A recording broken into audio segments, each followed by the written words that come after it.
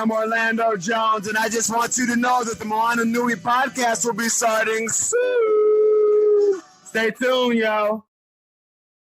I'm Veronica Taylor, and from myself and Ash Ketchum, I just want to say, Moana Nui, I choose you!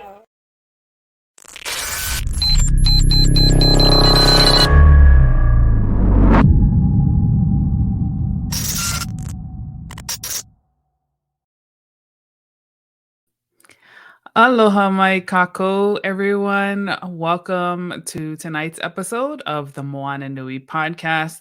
It is Thursday, July 20th, and today we are proud to continue our professional development series with Sue Ann Hong and the Center for Asian Pacific American Women. Tonight's topic is the topic of negotiation skills, and who could not use help in this area, regardless of whether you are navigating your career or your personal life, buying a new car, trying to advocate for yourself for a new job, getting a raise, whatever your needs might be. Maybe it's even trying to negotiate with your kids to clean their room. Everyone could leverage negotiation skills to further themselves and those around them. So I'm excited to bring this topic tonight. We have wonderful guests as usual. And I will go ahead and introduce them shortly. Tonight, it will just be Dana and I. Dana has a commitment tonight. So you have me and Sue Ann and our wonderful ladies. Let's see. First of all, for those who don't know Sue Ann is the CEO of the Center for Asian Pacific American Women, and it is the premier institute for training, mentoring, and coaching Asian Pacific American women leaders. And I'm honored to be a part of this year's cohort. Been learning so much in the program. So lots of gratitude to Sue Ann for what she does and the wonderful guests that she brings onto our show to share their expertise with all of us. And then I will now introduce our panelists. We have two powerful leading ladies tonight. The first is Roz Wong. She's the co-founder and CEO of Athena. Sorry, guys, my computer's acting up. A CEO of Athena Music and Wellness, and the founder and CEO of Dandelion Global LLC. Let's see. Sorry, guys. Roz is an experienced, innovative, multicultural CEO, board director who is well-versed in global fintech, health tech, energy, natural resources, and cross-border market solutions. She is an accomplished U.S.-based minority female business leader who has 20 plus years of success in investment, business curation, and a rooted understanding of the business cultures and resources between the U.S. and Asia Pacific. She is known as an influential women business leader who puts love and humanity into each of her projects. In 2018, she co-founded Athena Music and Wellness, a digital mental health care and wellness solutions provider, a unique global platform using the power of science-based music, wellness, telehealth, and education to improve patient experience and corporate mental health solutions needs. Roz is a passionate voice about diversity, equity, and inclusion. Her mission is to continue to inspire others to build an inclusive culture in business and life. She's also a board director to Aptech Corp, Intiva Health Corp, Alzheimer's Association in Georgia, the University of California Irvine Paul Mirage Business School, Beal Center of Innovation and Entrepreneurship. She also has a philanthropic venture as the co-founder and chairwoman of the International Music and Wellness Council, a 501 nonprofit organization that provides mental wellness programs, life care therapy to help adults and children in foster homes, trafficking victims, and their caregivers since 2019. Wow, what an accomplished career. Can't wait to hear from Roz. Our second guest is Sharmila. She is the head of diversity, equity, and inclusion at Echo Global Logistics, a leading provider of technology-enabled transportation and supply chain management services headquartered in Chicago. She is working closely in collaboration with the executive team and senior leadership to implement key DEI initiatives across the company for the benefit of multiple stakeholders. Prior to joining ECHO, Sharmila worked at McDonald's Corporation in the global diversity, equity, and inclusion and in multicultural marketing. Throughout her career, she has presented at numerous conferences and authored several thought leadership reports and articles on DEI and inclusive marketing. Sharmila also holds a certificate in DEI from USF's Muma College of Business, an MBA in Marketing and Strategic Planning from the Wharton School at the University of Pennsylvania, and a Bachelor of Arts in Computer Science and Math from the University of Rochester. She is also a Master Certified Professional Coach, a qualified administrator for the Intercultural Development Inventory, and serves on numerous nonprofit boards. So let me bring all of these wonderful ladies up to join me here tonight. And really, I want to thank them for being a part of our Hello, hello, hello. It's great to be here. And Moana, I'm so grateful for you and Dana for providing this platform. It's an incredible way to share our gifts with all of our audience. So thank you for that. Absolutely. Yeah. So first of all, everyone, I just want to tell you the best panels and the best conversations are with friends. And I would say that Roz and Sharmila, we've all become friends. I've become friends with both of these incredible, incredible women. I just wait to be inspired tonight. That's all I can say. So with that, let me first start by asking, each of our panelists, you heard the resume part, but we like to know about them as a person, right? So I like to know, can you share your background, your heritage, a little bit about your family, and just kind of, who you are? And so if we could start with Roz, that would be great. Thank you. I'm excited about tonight, actually, so much. So I came from China exactly 36 years ago as a student. And by all means, after all this year in America, there's always a different kind of ventures, successfully launched an IPO one. And I'm the second in the family. We're 4 girls, and I'm the second. And one of the fun fact about me is that I always dream funny things. So even when I was in college, my professor asked, "What is your dream? In America, you want to be?" I said, "I want to have my company sign on the top of the building." And when I say this to my kids, they were laughing about it. So I think that's a part of the cultural gap, generation gap for us as a student come to United States. Our dream is like, we have our company and we want to retire back to China. But I don't think that is a reality anymore. So anyway, that's just a little bit of fun fact. Well, you may be number 2, but you certainly are number 1 in, what you're doing. This is incredible. And I can't wait for you guys to hear more about Roz and the companies that she's built. Just absolutely inspiring. So Sharmila, can you share with our audience a little bit about you? Sure. Hi, everyone. I am Sharmila Fowler-Paws. I was born in New Delhi, India. Came to this country with my parents when I was 2 years old. And we grew up in an area. My father was a professor, and somehow the university offered professor housing at that time.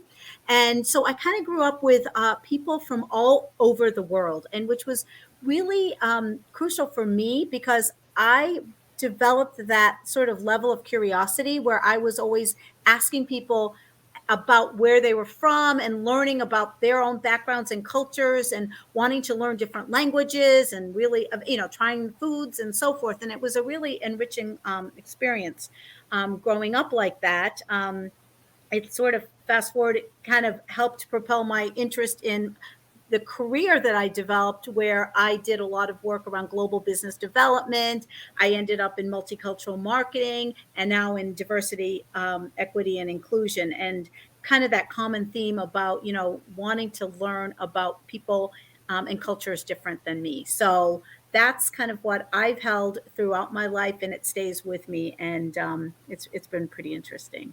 So both of you, it's interesting that you kind of had this vision early on, like childhood, like you had some type of a vision about kind of where you wanted to go, which is very interesting because not all of us had that. I know I didn't. You know, you guys had vision, you know. All I knew, I just wanted to travel. That was it, to all different countries. That was my big vision. Absolutely. Roz, you've had such you have so many different interests and businesses. Can you share with our audience kind of your journey in your career? How did you end up with all these different avenues of your career? Thank you. So I graduated with my MBA degree, and I still remember my first job was working at MCI Telecom.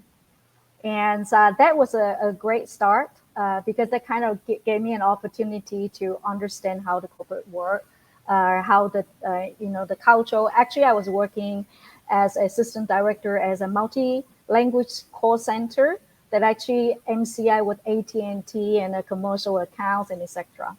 Long story short, so my first my first own company is an IT staffing company. So we actually, as a vendor to Oracle, Oracle, Sybase, and Informex, we actually provides our Oracle DBA to financial and insurance industry. So was fortunate enough that we're serving Dow Jones, AIG, Deutsche Bank, and etc. And that was in 2001, I had my first exit. So from that forwards, I realized that my expertise as cross-border strategy that would be really value to company here in the United States. So from that on, Dandelion Global launched 2003. So ever since, we help technology and biotech company for their global strategy, M&A, and investor relations. 2018, I really realized that mental health these are before pandemic started.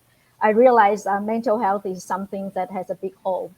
So, but my goal is how could we use therapeutic music and technology, combination of these two to provide solutions for our mental well-being.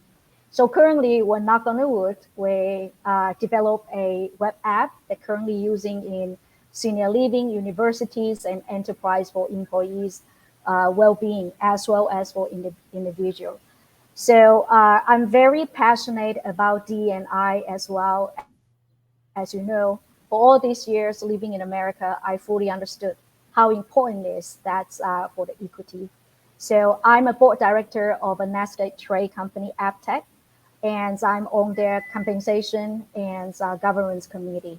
It's really giving me an opportunity as the only female, and not to mention minority board director on their board, and giving me another opportunity as a board director on Alzheimer's Association. That actually given me an opportunity to really see how could we help for people carry the disease with dementias. So that is my short journey, but certainly it's a lot of sweat, a lot of bumpy road behind, and I hope that we can all together to help our generation to come. Let's helping them to to get a more smooth journey if we could. Well, first of all, the fact that you have a vision, obviously, of what is possible.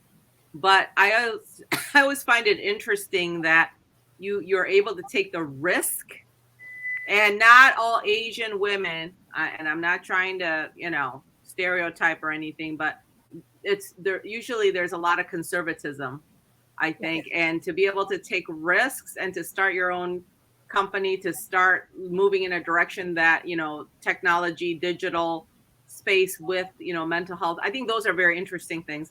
One other question I had for you is why dandelion? Why is it called that? Great questions. And, dandelion compared to roses, they just like, it's like not so much attention to anybody. It's like a very humble and plain grass. But when the wind blows, it flies. It can fly in between a rock. It can fly to landing in somewhere that we don't even notice, but it will grow again. And I always think of myself it's like a dandelion. I never thought I would live in America this long. I thought that after study, I back to China. But That's pretty symbolic, though. yeah, thank you. Yeah, wonderful. Shamala, tell us about your career journey, because that hasn't been linear either. No, it's been sort of this offshoot. I keep going in like these little offshoots, right, where I find something I like and then I kind of move in that direction. But I started off, my undergraduate was computer science and math, but I always knew that I was never going to be on the very technical side. So my first job out of college was at IBM in sales, and really loved that. But I was trying to figure out who was making those decisions as to what software we were really putting, kind of trying to stress for that month, or, kind of sell to our clients, because there was always some special deal, right? And it was the marketing group. And so that kind of led me to getting an MBA in marketing. But from there, I sort of pulled in sort of my interest in this whole notion of, kind of working globally, and worked at a large packaging manufacturer, Sunoco Products Company, where I did a ton of work in the global space. So it's kind of, now I got my feet wet working with, pretty much all of our business units around the world. That was super interesting. Got into sort of how we were going to grow into new markets in Asia and Latin America, working with potential joint venture partners and so forth. Very, very cool stuff. And then I had kids. And as much as I wanted to travel globally, I also didn't want to, right? So it's sort of, you feel trying to balance all this. That's when I kind of looked around and I'm like, wow, all of these cultures are here in the United States, right? And so that led me into this whole trajectory of multicultural marketing and helping clients connect with those different multicultural segments to just grow their own businesses. And I worked in many research and consulting firms that were kind of focused in this area. And that ultimately led me to getting into McDonald's and leading their Asian American marketing efforts. So for the US marketing group, right? And so loved doing that. It was just very fulfilling, rewarding, very fun. And then I had the opportunity to get into McDonald's Global Diversity, Equity, and Inclusion Group. And so do you see how just sort of like I took marketing, went into multicultural marketing, and then got into sort of that, multicultural. When you do multicultural marketing, you are looking at consumers as your stakeholders, right? But that in the world of DEI, they're one of the stakeholders. Getting me into sort of that whole global DEI, I worked with employees as well, right? And then we were starting to get into suppliers and obviously community. And so it's just broadening that whole scope. And then I had the opportunity to lead DEI at Echo. So again, keeping that broad holistic scope there. I love that. Amazing. And again, just a pattern of basically the non-pattern of these two amazing individuals and their career path. So, our tonight's topic is all about negotiation. So why do you think it's so hard for Asian American women to negotiate for themselves, especially? Because I find it's easier if I'm advocating for somebody else or some other entity or organization. But for some reason, I've always felt it much more difficult to advocate for myself. What do you guys think that is? Let's start with Sharmila this time. I think it's societal norms. It's how we were raised, especially by our immigrant parents. And it's really not really talking that much about yourself, right? I mean, you're doing for others. So I think it's just those stereotypes that are especially pronounced with Asian Americans. I mean, I think the other thing is, that whole notion of harmony and not rocking the boat. And we're taught to respect authority. So if someone usually you're negotiating with someone who's in a position that can make those decisions, that you're asking for. And so it's typically someone at a higher level. And I think all of that really kind of plays a role in that. But, we're just not asked. I think we appear too assertive if we're asking for things. Okay. Yeah.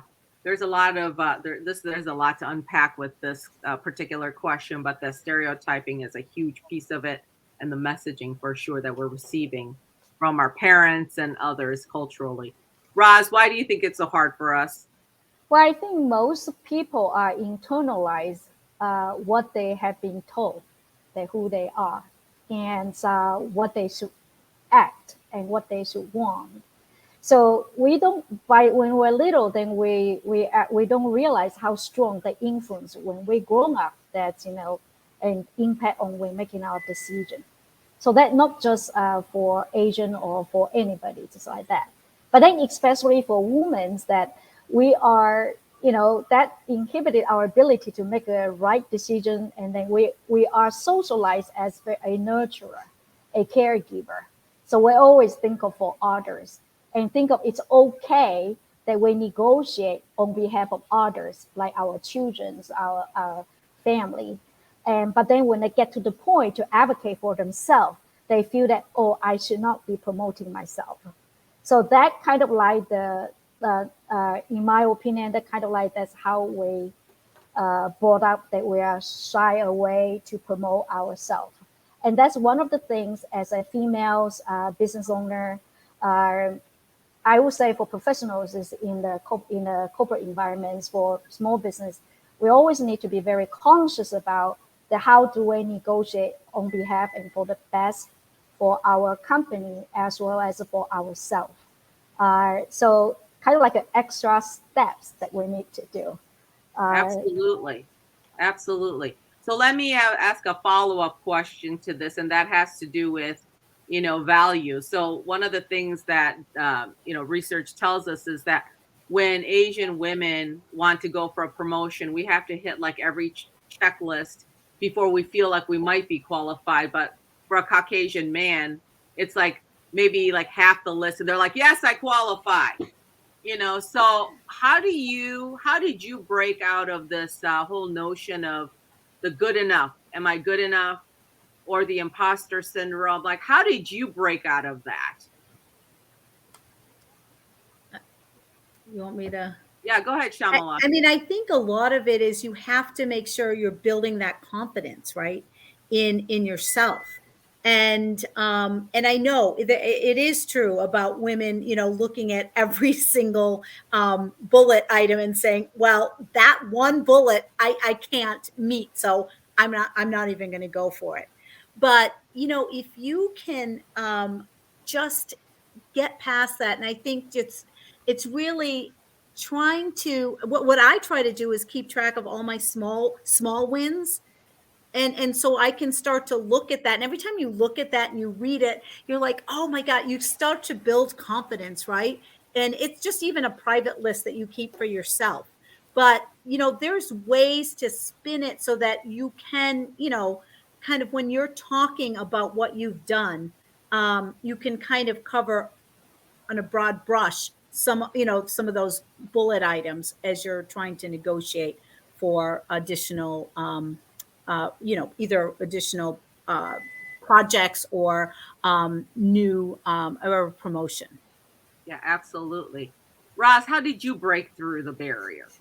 I think in our career in all stages, how we should disrupt the negative self-talk, but to turn on the inner voice of the positive self-care, positive confidence.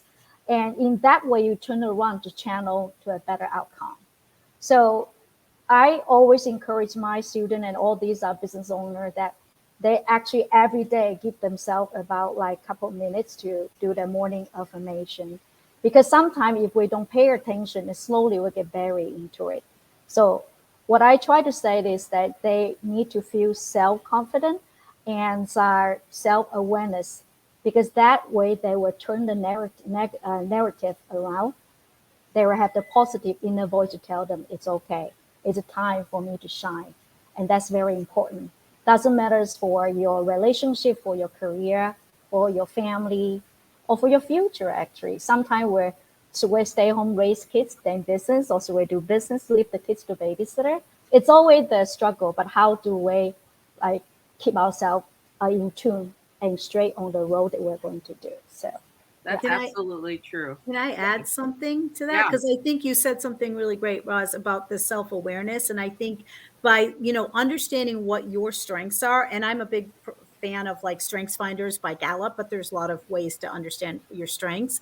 But really then continuing to play to your strengths will help build that confidence as well. mm-hmm. Absolutely. Yes. Absolutely. So let me ask each of you this. Can you give a specific example of where you negotiated something on your own behalf? And tell me what did you say and how did it go and what was the result? Because I think sometimes we have to hear the words, to make sense of like, okay, like tell me, like, what does that even sound like to negotiate for yourself? So Roz, like, can you give us an example of where you did that? Okay, so at the very beginning when I launched my first business, IT consultant, we're talking about those big players like Anderson Consultant. Their consultant billing rate is $450 an hour back in 1996. So I remember my first consultant, he was my consultant, but I placed him to work at Deutsche Bank. I think all my saving put it together is his salary. So when I brought this consultant, this order, it was like this. I was sitting down through a relationship. I went to Deutsche Bank, sit down and say, okay, so your firm was referred to a very reputable source. And then, so tell me what you can do. So I said, where consulting will provide, do my pitch. And in the end, I said, okay, just give me the resume. See people they like. And I said, no, I think this is definitely one resume that I bought. I did not bring with me 10 resume, only one. And I believe he can take your job well. And then he was looking at me like, what, this Chinese woman are that confident. And then, how soon they can? I said, he actually can just start right now as you speak. He said, what? I said, I have him downstairs. New York is all the high rise. I have him downstairs waiting. If you want to see him, it's right away. And it happened to that position, they just one person left. So Deutsche really devastated to have someone right away. So I have to say, I negotiate myself in as a small IT consulting firm. And also I was so lucky and I trained my consulting well. So we got the job, one shot, one deal. That's a great story. Wow. They're probably looking at you like, she's got some nerve. I love it. So we did our homework. I did my homework well. Yes. Yes. You talk about that a lot, actually, Roz. I hear you talk about doing your homework and being prepared, overly prepared. Yes. Correct. How about you, Shamala? Do you have a story where you negotiated for yourself? I do. And this was around flexibility. Just so everyone knows, I have 4 kids. And so I've had to juggle lots of things in my life. But this was when I had my first child. I lived in South Carolina. I worked for Sunoco Products Company, and that was 45 minute to an hour drive from my house. The reason we chose to live in that particular small town that we lived in is because my husband was commuting the opposite direction. So we each had, a different way to go. So I have my first kid. My neighbor and I decide to split a nanny. Her son was maybe a year older. So, but what I had to do was negotiate. We didn't have a lot of options for childcare. We were in a small town. This nanny had certain hours she could work. And I had to negotiate a reduced schedule, which was not that reduced. This is in 1996. It was from 40 hours to 35 hours. Okay. But it was unheard of. People didn't negotiate back then, right? At least at my company. And so, but my boss, I had a great relationship with him. He knew my work. He knew I could still do everything in the 35 hours, right? And he went to HR, and they, you know, I think they were worried about setting a precedent, but they also knew that they wanted to keep me, and they made this exception. But it was based on sort of, my record, just what I had done, my accomplishments at work, my relationships, and they knew that I was still going to be able to perform my duties. Yeah. So sometimes you just have to think out of the box, and I really had to come up with some kind of a solution. Yeah. And one of the things that when we talk about alternate schedules is that it's not just about getting what you need. It's what's good for you, what's good for the company, Yes. and what's good for the customer. So you have to meet those three prongs many times to be able to make that work. And so that's pretty amazing. In 1996, you were Yes. talking about this, because that's pretty early. It's very early, because yeah. it was before everyone had laptops working from home with an internet connection. Absolutely. Absolutely. No T lines installed at home No. at that point. Yeah, absolutely. So let me ask you, Raj, you do deals all day long. You've done all kinds of deals you put together. When you're putting together a new company or when you're merging, you have to negotiate all kinds of terms. Can you share an example of where you had a large deal that you had to go through? And what are some examples of things you negotiated when you're maybe putting together such a big deal? Okay, I would like to go with when we talk about negotiation, there are some of the technique that I think is a base ground. That's where we think about negotiation. So number one, I would say that, like I say, we want to know what we're getting into. Mhm. So we need to understand the negotiation dynamic. What is this? I'm going to walk into the room. What it is. So number one, you need to know and estimate the uncertainty before going in there. And so the second thing is that we need to have a strategy. Sometimes it's not surprising you that you prepare 4 or 5 days, but when you're walking in the room, the circumstance totally different. The people that you're going to meet with is totally different, right?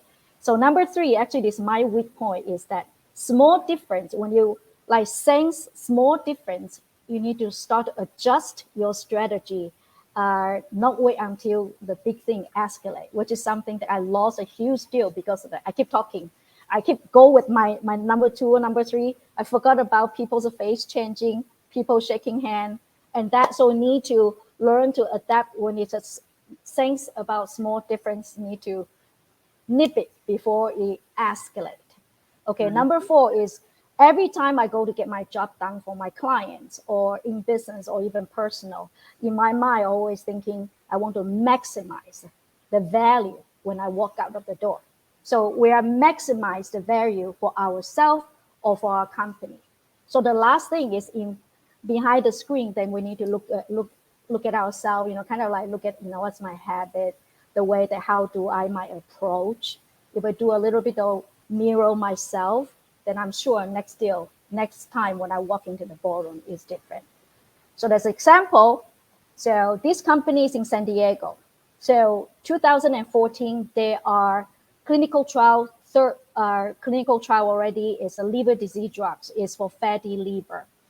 They have been trying to raise capital in the United States and not successful. But they are so confident, they feel that we're already clinical trial 3. We have over 900 patients use their drugs.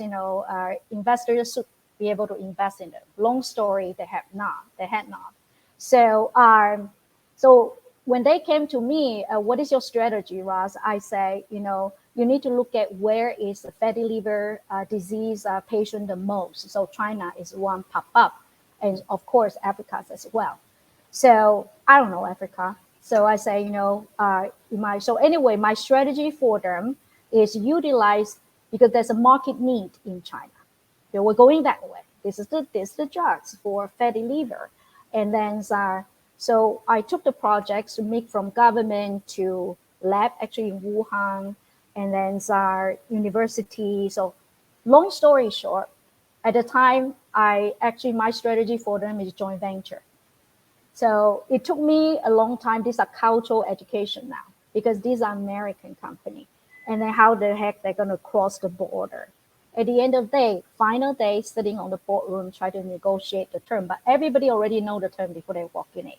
Mm-hmm. So San Diego company is company A. China company is company B. For A and B to merge and joint venture a company C.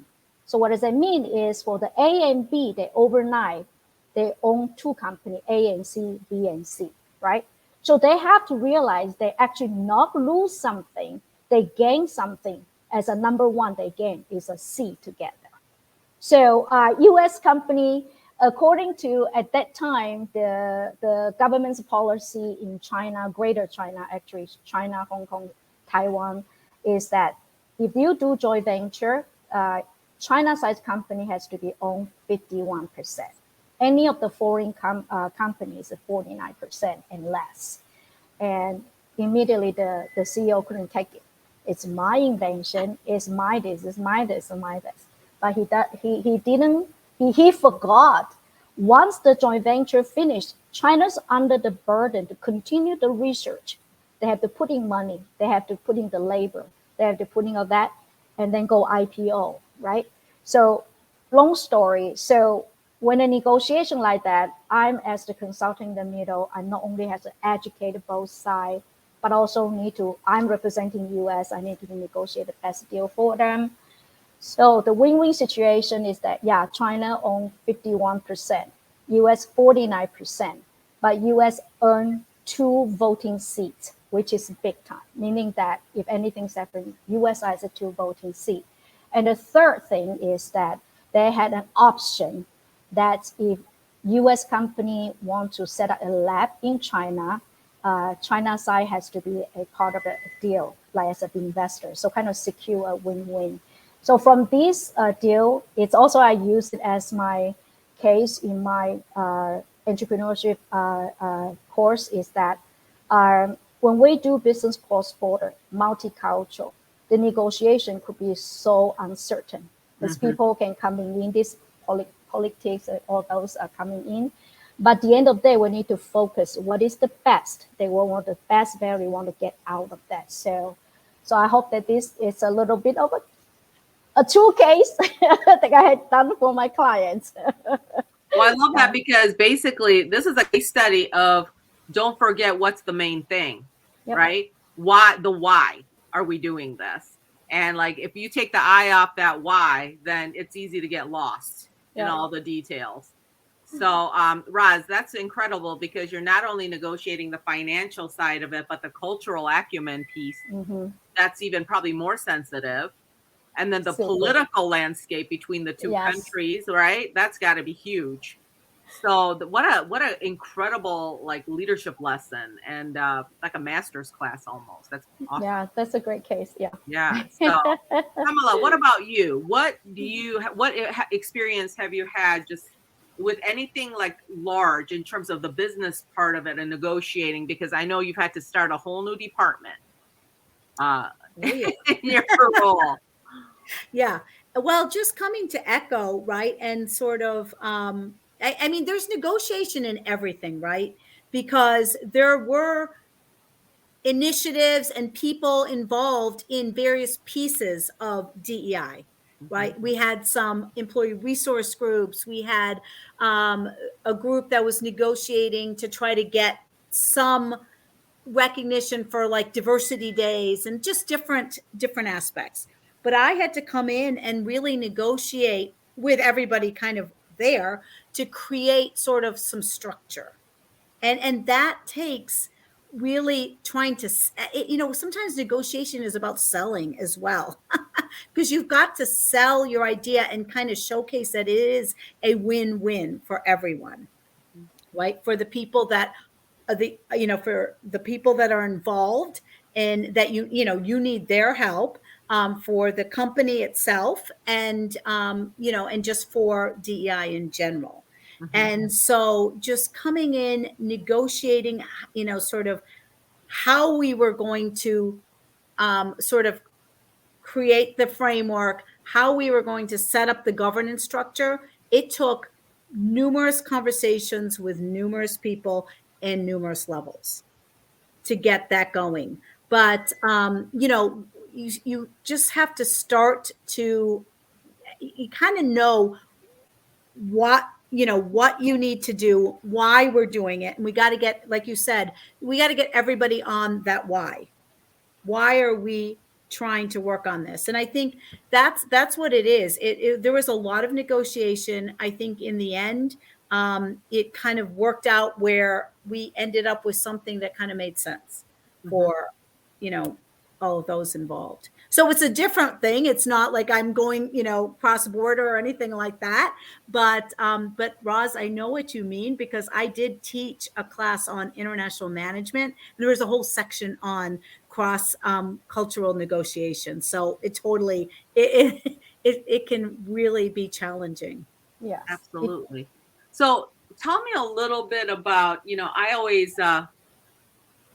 to me, negotiating with others is one thing, but negotiating with yourself, whether it's for your time, for self-care, for what. So I've heard all kinds of wonderful, awesome techniques and things with negotiating with people outside. I want to know what you do for yourself on the inside when you're negotiating with yourself. Tell me, how does that sound? Not easy. Tell me more. Why is it not easy, Roz? Why? Well, I was already totally ready to retire actually in 2017, and then 2018 that I picked up the mental health. Certainly, I lost my childhood girlfriend to depression, and she was a chairman of a large software company in Australia. And at that time, I really kind of, I look at it as a negotiation with myself, because at that time, 2017, both my children are one in university, one graduated. It's really a great time for me to really enjoy life, and I plan into that. And so I got onto this as I really, at the beginning, it's so hard that I think, but what is that? Athena Music Wellness really become like a full-time working on it, like a new startup. So my kids didn't understand.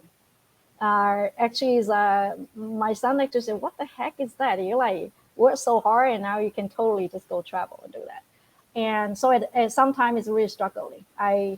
Sometimes I forgot about eating lunch or dinner, just like startup. You just have to do everything with my team together. So this year's I have then I had a health scare 2022, and it's really the time for me to step down. But every single time when I turn around about mental health, and I turn around, because I deal with some of the companies for the C-suites mental well-being, and then I started to talk to them. But when you talk, it's hours and Zoom and finish another one. It's just hard. So the negotiation is, I don't think I win yet. Each time I always give up and then just get rolling into my work. And so July 4, that week, so the whole month I just took off. I went back to my root to California and by the beach and all that. At the end of the day, I think we still have to really tell ourselves that how important is our health, and our health is also important to my family. So actually, my inspiration is that I have to bite my tongue and take some time off. So the negotiation process is hard, and always give up, always go to work. But at the end of the day, I'm a little bit scared now. So kind of like, okay, no, I gotta take care of my own health. No, that totally resonates for me. That totally resonates, because you feel, for a long time, you feel kind of invincible, like you can do anything, you can, do it all. I don't need sleep, like what's the big deal? I got this. And now you're going, oh no. Yeah. Mm-hmm. I need sleep. I need water, like I need food. Yeah, I'm with you. I just was curious though, how you walk yourself through that, because it's so easy just to Say, yeah, it's all right. I don't need lunch. That's fine. I can just keep going. I guess, I kind of count myself counting it, so because I'm on the entrepreneur, different than Jamila, which is logical, right? So that kind of get a little bit platform and the cushion. Yep. Us as a entrepreneur and startup, although we're 4 years now, I'm responsible for my team. Right. I'm responsible for my board. And right. then, so that is I think it's a triple harder for us to make a turnaround. And actually, I will tell you the truth. This time, I actually very honest to my board. I host a board meeting June 3rd. I tell them the truth. I listen, if you continue like this, I will burn out my candle just like that. So either you guys let me some time to rest, or we have another co-CEO. Also, I kind of like, this is the breaking point that I really lay out, because before I hold it up, I'm always a superwoman. I can do this and that. It's the time that I let my board know and let my team know. And it's, like this way, like that. So anyhow, so I think to answer your question, it's never but for me, this time is I actually let everybody know, hey, this I'm was sorry. serious. This was serious. Yes. Absolutely. Yes. Sharmila, how do you negotiate with yourself? This is probably the deepest question of the day. So yes, it is very easy to get stressed up, and around work and, what you're doing on a daily basis. But I'm a planner, and I plan in quality time with friends and family, because that relieves my stress. That gives me the time to relax. I garden. I have a lot of hobbies, and I do try to fit them in when I can. It's been helpful when, we don't have to commute every day in this hybrid work environment. That's been really helpful. So I think that I've also gotten into, and I've just created my vision board for sort of my future, right? Because it encompasses a lot, like in terms of my career, in terms of what I want to do to just grow myself, what I want to, so I have lots of different buckets, and I have a lot of things in those. So if I can continuously look at that, that can motivate me. And those are little goals that I can, or big goals that I can take small steps towards. But it keeps me grounded in, that there's a lot of things I want to accomplish. Yeah, I love that. I haven't done a vision board in years, but it's almost like dual purpose. Like, yes, you get a vision, but it's kind of relaxing to do it that way. As long as you're not trying to do a goal while you're doing your vision. Just like these are big aspirational things, but if you move in those steps, you feel really good about yourself. Right? Absolutely. I mean, for me, health is definitely, I'm a cancer survivor. I ended up with diabetes like towards the end of my time with State Farm, but I think I realized that I have to make conscious choices. Yeah. I have got to make conscious. I can't just let stuff go like I used to, I've got to stop on purpose and go upstairs and eat. I've got to stop, and I've got to take a break and go for a walk. I didn't do those things in the past. So I think that that's huge. Plus, in corporate America, I think 95% of my time was work, and I squeezed in everything else into 5%. And now I think, now that I have a personal life, I'm getting married. Sharmila, I didn't think you knew that. Congratulations. But, I think that having a whole life, as I talk about with CAPAW, I can't talk about having a whole life if I'm not living a whole life and as a whole person leader. And so I think that's part of what I learned, is that it takes effort to live a whole person life. Yes. It takes effort. Yeah. So one of the things too that I was really curious about is, can you share with the group, situation where maybe you ran into like a big hurdle, maybe whether it's for your career and you were trying to do something, you knew it was the right thing to do, but you ran into like some type of a hurdle. How did you deal with it? And what was the result of that? because not everything goes smoothly in our lives. So who wants to take that on first? Just any hurdle or any, anything you ran into. Personal or professional? It could be either. I can tell you personally because I am, so I have 4 kids. I got divorced when they were younger, and that was a big hurdle for me in a lot of ways, right? Career wise, and also just being a single mom for most of the time during the week. And so I had to get creative about my career. I knew it was going to be hard to work in corporate at that time and travel with, I have no family near me. So, part of it is, just you have to be, I am a glass half full person. I am always trying to see what the positive side is to all of this.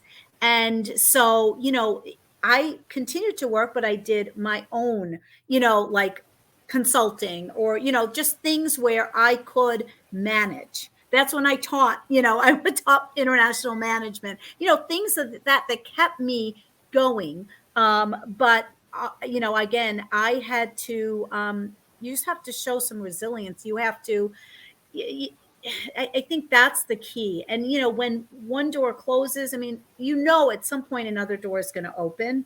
And you just have to keep walking down that hall and knocking on a few doors. And I think at some point that door, one of the doors will open, and that just kind of brought me back into sort of that whole corporate sector, going into McDonald's and, utilizing a lot of what I had in, in terms of my expertise, and bringing it and moving forward. I'm tired when you said 4 kids. I'm like, I'm already tired. They were a lot younger. I don't know. I don't even know how you did it. Like, when do you sleep? I'm just saying. I sleep now because my youngest is now going to college this fall. My gosh. Congratulations. Oh, congratulations. Congratulations. That's incredible. They're all great. They all have wonderful careers or college, plans. And so they're all they have a role model. So that's helpful. Absolutely. That's awesome. Roz, awesome. Tell us your, situation where you hit a hurdle. Well, I have a lot of friends older than me, younger than me. I get along with everybody very well, I think. And then those that know me well, I'm like, my vision is always this. If I set my mind on something, I gotta get to it. I can't, sometimes very hard for me to turn around. Okay. And then this called tunnel vision. So another thing is that when I left China, I'm really Chinese, but then the way that I train and grow up, I'm American. And then, so when I do cross-border business, I have to deal back with China as a lot of company and all that, which the culture, not necessarily I adapted to or I like. So long story short, there's all this association. So when people see my company, we want to do business with you, I hate to mingle in that way. I like to go in there and get business done and out of it. So this time I carry for a company. They want to, a blockchain technology company. They want to raise capital in Hong Kong. So then I got introduced to Hong Kong Association San Francisco. We're talking about these are some 70, 80 years old, older gentlemen. They came to America when it was like San Francisco was like, the old day. And I prepare myself very well. I want to make sure, because kind of like need to get their blessing, and they also have funding. They will get our projects to Hong Kong. Long story. When I went over there, so this is the lesson. Young entrepreneur, I want everybody listening to it. Prepare yourself for the negotiation dynamic before you go. So I went in there at downtown San Francisco, and then this association, just nothing but a little, kind of like it looks from outside like a nothing. So immediately my guard is like, it's easy. The thing is, when I go in there, they sit on the chair like very low, doesn't even have a regular table. And then anyway, sit on a little chair, kind of, I want to see how this girl bring in hot shot, bring back. I wear a skirt. So I have to sit down there. I already like super mad. I think the temperature 120 degree internal already. So anyhow, I listened. They started to give you tea and talk about history. And I said, come on, I want to talk about the project. And next month I go into Hong Kong, I bring the project Hong Kong. So I will be waiting. Anyway, long story. So at the end of the day, my client is American. It's a company over 150 million. So they're sitting there like me. We're like sweating and they're still talking tea and all that. We left without, remember, walk out of negotiation, maximum value, which is I walk out without any value. But out of it, they don't understand me. I don't understand them. My client said, what the heck, we flew into San Francisco for this. So I call my associates, why they treat me this? What is the reason they do me? I am ready to go to Hong Kong. I need to get their blessing because the Hong Kong guy said, if San Francisco say, okay, we give you money.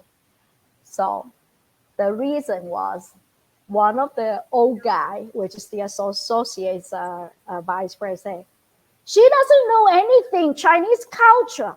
And why would we invest in a company like that? So because of the way that I did not do my homework well, I didn't go in there with uncertainty and I prepared to facing it well. My client lost that possibility to deal with them and in Hong Kong. But anyway, at the end, we turn around from Singapore, get some money. So that is I feel that is a loss. And to me, it's a lesson also including in my curriculum is that don't too much hire, well, how do I say, thought of yourself that you definitely nailed them down. Sometimes we need the approach of negotiation, right? The approach of negotiation. So I still as of today, I still don't have the good relationship with them. End of the day. But what a great lessons learned. I mean, that is so incredibly valuable what you learned. And I'm just imagining you all sitting there in a sweatshop at 120 degrees and you're both sitting there like, what See the skirt? Yeah. What the heck is going on? That is unbelievable. But thank you for sharing that because that's a great example of it doesn't matter. You know, it could be any number of reasons and it has nothing to do with logic, everyone. Nothing to do with logic. It's not about the fact that there was a fantastic deal. It's the fact that they're like, oh, she doesn't know us. That's it. She doesn't know us. And she didn't try to know us. So no. Like, that just, oh my God. So... And yeah, at that time we didn't click. I would have been click in the middle of the meeting, say, okay, my God, I need to change that. So anyway, so entrepreneurs, everybody need to listen and remember. Well, you guys, believe it or not, we're already at time. But I'm going to give each of you 10 seconds to tell one thing that the audience do to upskill their negotiation skills. So, Roz, go. Evaluate the dynamic of what in the situation that you're going into. That's super important. So it's prepare. Yeah. Yes. And prepare the approach is what I heard you say. Yes. Huge. Shamala. Okay, real quickly, I wouldn't go in thinking you're just going to play hardball. I would get creative and figure out what are those solutions. How can you think outside of the box to make things a win-win for both? Absolutely. And I'm going to say, read the room. Yes. And make sure that you kind of, when I go into a meeting of any kind, I always assess every person in that room. And by the way, if there's one person of color in there, I will nod to them. So that's just one of those things. I always scan the room for what's going on and I pay attention to where people sit. Oh, yeah. So anyway, all right. With that, you guys, I hope you enjoyed our segment tonight. I mean, come on. Roz and Sharmila, aren't they incredible? Incredible leaders, incredible humans. And I so appreciate your friendship and thanks for sharing your time with us tonight. And with that, Moana, come on back out. Ladies, thank you so much. That was such wonderful advice. I think that end one, like, it's not always about the logic. I think at least for me, someone who's logic driven, I'm like, why isn't this working? You know, sometimes it is. Yeah, I think it goes back to like the relationships and like the things that you know about the people who are across the room. So Yep. Definitely on point with your stories. It's always so interesting to hear, you know, the experiences of folks in different spaces, and you know, there's always lessons that can be applied no matter where you are. So thank you, Suan, and thank you, Sharmila and Roz, for being a part of our community now. And we extend our welcome and our invite to come back and join us again or engage with our audience members. And it's always a pleasure to have all of you. So with that said, I want to make sure we respect everybody's time, because as we've talked about, it is so precious. So I just want to thank our listeners, those in the audience. Thank you so much for being a part of this. If you enjoyed the show, please like, share, subscribe to our channel. Help us grow, help us get the message out, because there's always something to learn here with all of us. So thank you all so much. Please tune in next week at 7 and 8:30 p.m. for yet another wonderful episode of the Moana Nui Podcast. Next week, we will be we're going to start our Native Hawaiian Spotlight series, and we'll be talking about some of our continental partners doing work for the Native Hawaiian community here on the continent. So please join us for that. And we should give a shout out to Papa'ola Lokahi for their sponsorship to help us enable that series. So with that said, ladies, thank you guys so much. I hope you all have a wonderful evening. Take care, and we'll see you all soon. Thank you very much for having us.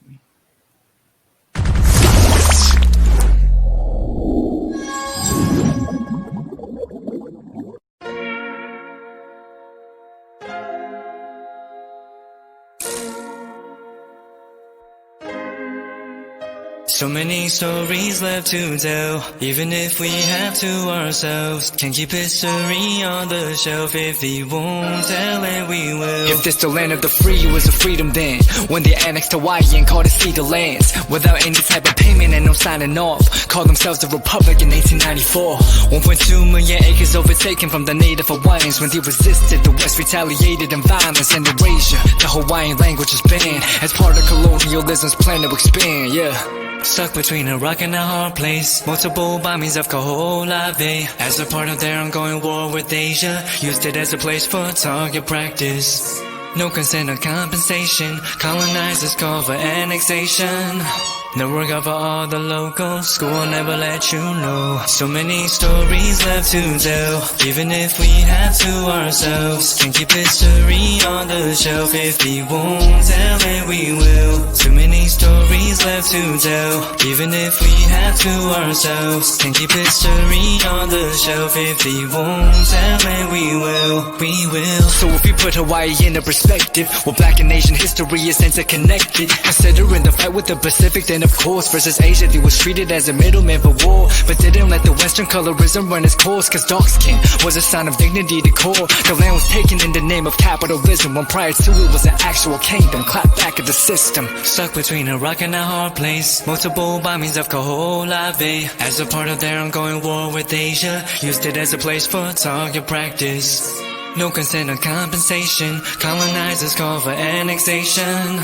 The work of all the locals. School will never let you know. So many stories left to tell, even if we have to ourselves. Can't keep history on the shelf. If we won't tell it, we will. Too many stories left to tell, even if we have to ourselves. Can't keep history on the shelf. If we won't tell it, we will. So many stories left to tell, even if we have to ourselves. Can't keep history on the shelf. If we won't tell it, we will. Too many stories left to tell, even if we have to ourselves. Can't keep history on the shelf. If we won't tell it, we will. We will.